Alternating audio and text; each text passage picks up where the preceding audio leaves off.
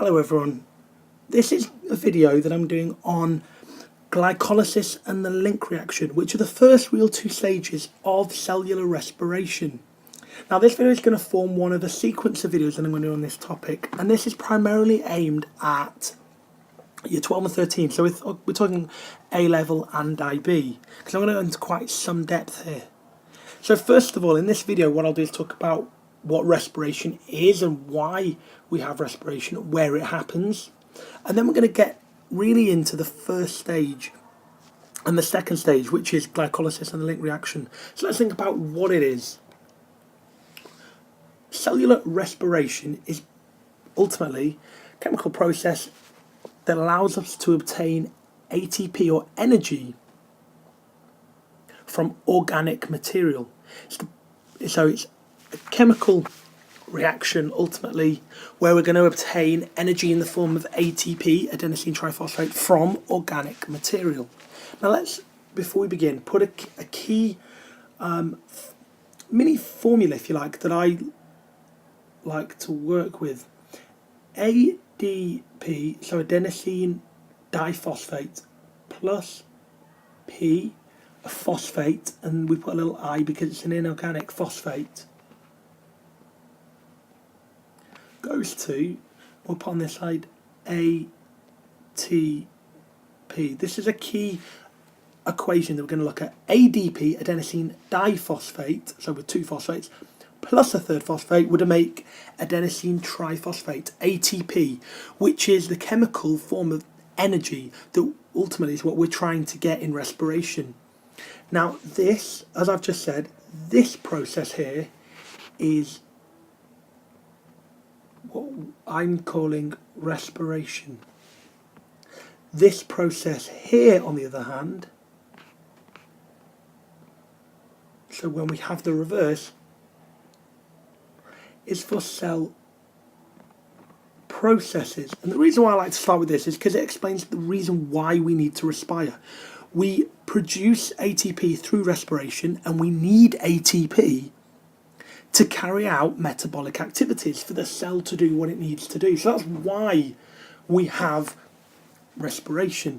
And the second thing I want to talk about, or that I mentioned, is where. So if we just draw a very basic animal cell, we've got the nucleus here in the middle, nucleolus, it's the dark region of the nucleus. If I just draw a very rough sketch of mitochondria here, let's draw a second one in there, put a few more organelles, so we'll have some endoplasmic reticulum, maybe a few Golgi, lysosomes, we'll put a few ribosomes in, just keeping it very general.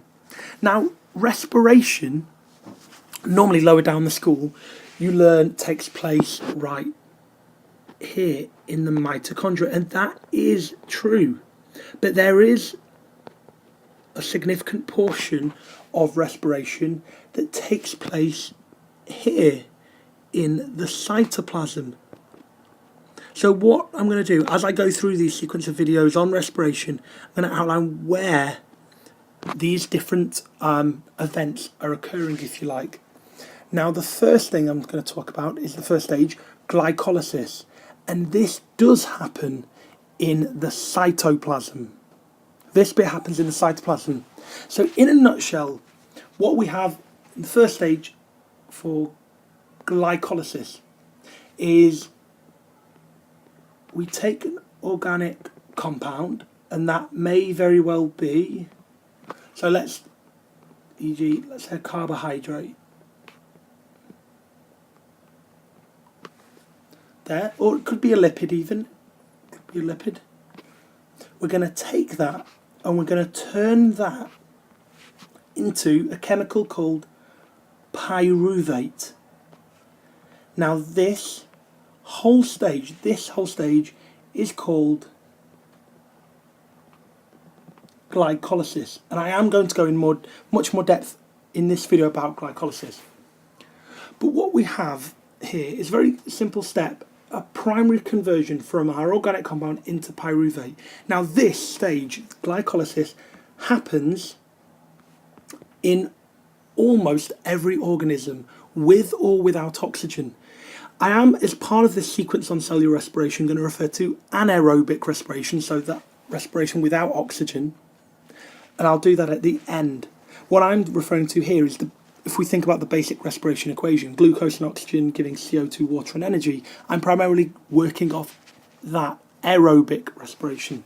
So some key points. Glycolysis happens in almost every organism, so we'll write that occurs in almost every organism, but with or without O2 for oxygen. Now the second thing is that in anaerobic conditions, this is actually the only ATP that is made. So in anaerobic conditions, this is the only ATP made. So anaerobic, you get significantly less energy. So to continue, the pyruvate needs to be converted into something else. Now, it gets converted to lactate in humans and some bacteria, or ethanol and carbon dioxide in yeast, and both of those are toxic in excess. So that's just a little bit about glycolysis there, but I'll come back to especially point 2 when I talk about anaerobic respiration in more detail. So let's get into really the crux of glycolysis. But before we mention the true steps of glycolysis, there is something about oxidation and reduction that we need to cover. So let's shrink the screen here. I'll move this to the top. And we need to be familiar with these two terms because they feature respiration basically depends upon them. The terms oxidation and reduction. Now, in the lower school, you learn about oxidation, or oil rig is the sort of mnemonic used. Oxidation is loss of electrons, reduction is gain, or sometimes we refer to it as in actual terms of oxygen. So oxidation gains oxygen, reduction loses oxygen. But we're going to think of it in 3 terms in this process. The oxidation, or when we refer to a process of oxidation, that's going to be when we either gain O2, lose an electron, or lose a hydrogen from the compound. So when we refer to oxidation, we either refer to the gain of oxygen, but also the loss of an electron or the loss of hydrogen, and reduction is therefore the opposite. So when we think about things being reduced, what we're really thinking about here is the loss of oxygen or the gain of an electron or the gain of hydrogen. And that's essential to know that part.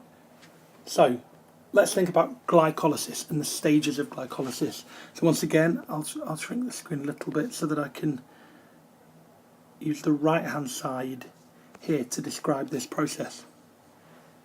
So in glycolysis let's start with glucose.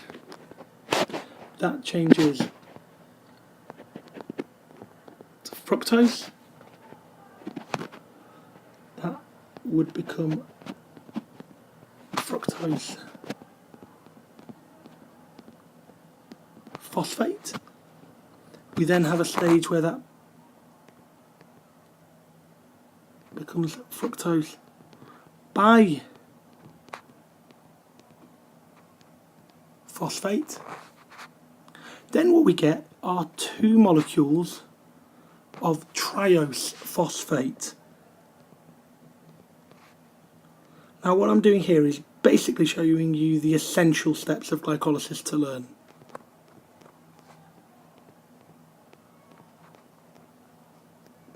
Both of those triose phosphates get turned into, I'll explain exactly what I mean by that, what's called glycerate 3-phosphate, and just for speed's sake I'm going to refer to that as G3P over here, and both of those then become lead to production of pyruvate. Now notice here that we've got 2 pyruvates coming from 1 glucose. So let's go from the top. Got glucose to fructose, fructose to phosphate. Now to get from fructose to fructose phosphate, we've needed to provide a phosphate, and at that point we've broken down an ATP to get ADP and this P, this inorganic phosphate, so that's where it's come from. So we've had to use 1 ATP there. Equally, we've had to use 1 ATP to go from fructose phosphate to fructose biphosphate. So here at this stage, ATP has become ADP and a P, an inorganic phosphate. Now that stage is called phosphorylation, adding a phosphate if you like, and it's designed to lower the activation energy for the rest of the chemical pathways. So we had fructose biphosphate then splitting into 2 molecules of triose phosphate. Now this is where a chemical called NAD comes in, and I'll put this in red over here. So this is where something called NAD comes in. NAD stands, and you wouldn't typically be asked this, but NAD stands for nicotinamide adenine dinucleotide.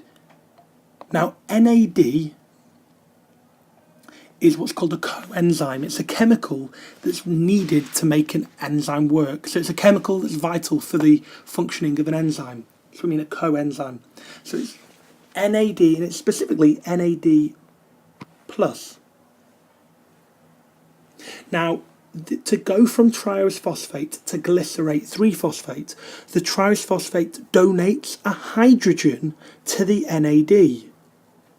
So this first triose phosphate will donate a hydrogen here, an H+, to 1 molecule of NAD, and the second triose phosphate would also donate a hydrogen to another NAD. So what we end up forming ultimately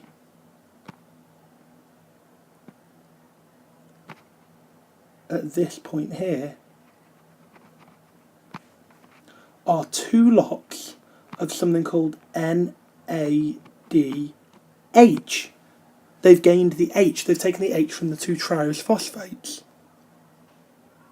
So the NAD has gained hydrogen, so we say the NAD has become reduced, and that's why sometimes you see it written as reduced NAD. So 2 lots of NADH, or 2 lots of what's called reduced NAD, because the NAD has gained hydrogen. So we can conversely say triose phosphate has been oxidized. So I'm just going to put that in green too. At this stage here, we can say that triose phosphate has been oxidized. Now we've got glycerate 3-phosphate turning into pyruvate. Now glycerate 3-phosphate gives away 2 phosphates, and that's how we form pyruvate. So if glycerate 3-phosphate is able to donate, we'll put here, donate 2 of the phosphates, 2P, and we get a donation of 2 phosphates here from this glycerate 3-phosphate, we now have 4 spare phosphates. So think back what I said at the beginning of the video. We can take those spare inorganic phosphates, combine them with ADP, and we can remake ATP.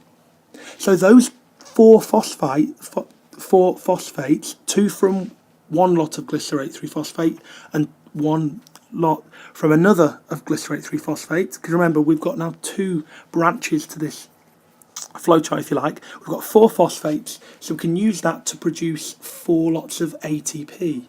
So I'll do this over the left hand side. So as well as having 2 lots of NAD, we also produce 4 ATP. Notice we started by using 2, but we've made 4, so we've got a net gain of 2. And that's a key thing I think we should make a note of at this point here. So one key thing to make a note of, that at the end of glycolysis, we get 2 lots of NADH, 2 lots of ATP, because remember we made 4, but we had to use 2 at the beginning, so we get a net gain of 2, and we've got 2 lots of pyruvate. One thing just to note that I think is really interesting is that ATP actually inhibits the enzyme that catalyzes the conversion of fructose phosphate to fructose biphosphate. And one question that an examiner may ask you is, could you explain the advantage of this inhibition to cells where it occurs? Now, the advantage of that inhibition would be that you get an element of control in the cell. The cell doesn't want to necessarily respire the whole load of glucose. It may want to conserve a certain amount of that organic compound that you're starting with. So it's almost like putting a brake on glycolysis. By inhibiting the enzyme that catalyzes the conversion of glucose phosphate to glucose or to fructose biphosphate, then what you can ultimately do is conserve some ATP, because you would need ATP to do that, but also some glucose, and prevent or control, if you like, how much glycolysis you have taking place in the cell at one time. So now let's think about the link reaction, because what I've said is that glycolysis takes place in the cytoplasm, but now in the link reaction, and it's called the link reaction because it links directly into a larger part of this story called Kreb cycle. The link reaction happens in the mitochondria. Now, the cells in the matrix of the mitochondria catalyze a series of reactions called the Kreb cycle, and it's really the first stage of that is the link reaction. So we're going to use a new page for this, I think. Think here about what's called the link reaction, and if we just draw a mitochondria, this is a very rough sketch here. I said that the matrix is where we have enzymes that catalyze these reactions. This area here that I'm just roughly shading in blue, this here, this is your matrix. Now, I've done a video specifically on the structure and function of mitochondria that might be worth checking out for a bit more detail. So that there is the matrix of a single mitochondrion, and that's where the link reaction takes place. Now, when I describe the link reaction, I describe it as if it's like a bowl sitting on a table propped up by 2 legs, and I'll explain what I mean by that. In the link reaction, we ultimately start with pyruvate molecule. The pyruvate comes from glycolysis, and pyruvate ultimately is going to become what's called acetyl-CoA. Coenzyme A, that's what we're referring to. So pyruvate is going to become acetyl-CoA. Now, when I said the bowl line really comes in from this part here, because what we have is NAD becoming NADH plus H plus. So the H plus 8, the second plus is on the charge on the hydrogen. But we also have 2 other parts to this, and that's an arrow coming in here. So what I'll do is put them all in place and then I'll explain why we have these separate sections. A CoA coming in and a CO2 coming off. So it looks a bit like a bowl sitting on a table with two legs. So pyruvate is becoming acetyl-CoA. Now for that to happen, we need to provide CoA here. So we have CoA, coenzyme A coming in. And what we can see coming off this link reaction is CO2. So we're expelling CO2 in this reaction. But as part of it, using that pyruvate and using that CoA, what we've had to do is take the NAD, a coenzyme, and in effect reduce it to become NADH. And because we've got NADH plus H, it means we're having to take two hydrogens off the pyruvate. So for pyruvate to become acetyl-CoA, we've had to take the H's off the pyruvate. So the pyruvate here has been oxidized. And we can see that the NAD to become NADH has been reduced. We'll put that in brackets there. The NAD has been reduced and we've given off CO2. So this whole phase in the link reaction, this whole stage is referred to as oxidative decarboxylation. Oxidative because we're oxidizing the pyruvate, and decarboxylation because a CO2 is given off. So like we did with glycolysis, let's see what we've got at the end. So at the end of the link reaction, what we've ultimately produced is one lot of CO2 in this reaction here. We've got one lot NADH and one lot of acetyl-CoA. But the key thing to remember is that in glycolysis we produced two molecules of pyruvate, So we have two lots of the link reaction. So we really need to times all of this by 2. So considering both pyruvate molecules from glycolysis, what we end up actually producing in total from the link reaction are 2 lots of CO2, 2 lots of NADH, and 2 lots of acetyl-CoA. Now that, in a nutshell, is the link reaction, and that's going to feed into Krebs cycle, which we'll talk about in the next video. Okay, hope all that helps.